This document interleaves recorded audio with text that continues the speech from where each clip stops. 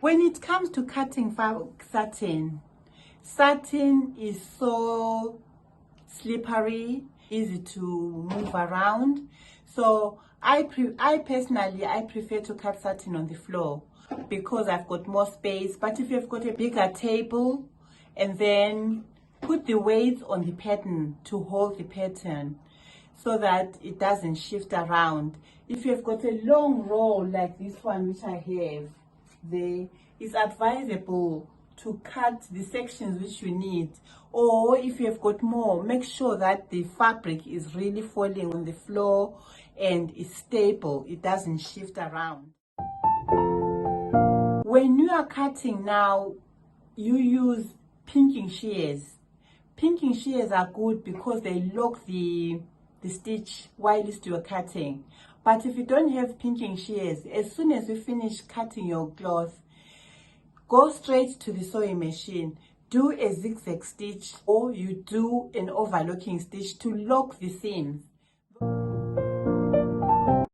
They won't fray like this pink one which I have. You see how bad it is. Cutting there, don't cut the fabric like 2 pieces at a time. Cut each piece one by one, 1 piece at a time.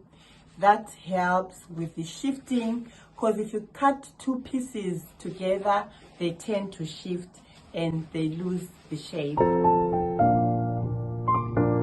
Satin is not forgiving when it comes to needles, because when you are sewing, when you get to the sewing machine, you have to change your sewing needle, because if you don't change the sewing needle, the satin is going to tear the fabric when you are stitching.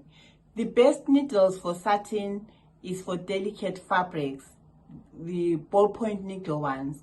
They come with a blue line at the back. I usually use a size 11. Size 11 works very well, especially with this type of satin which I have. This one is not a thick one. And when you have finished your garment, trim your seams. Trim your seams and then overlock them, zigzag them. And don't press when you've finished your garment. Use the steamer and knit it all up.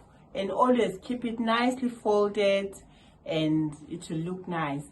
And satin is really a delicate fabric. It must be handled with care. Thank you for watching.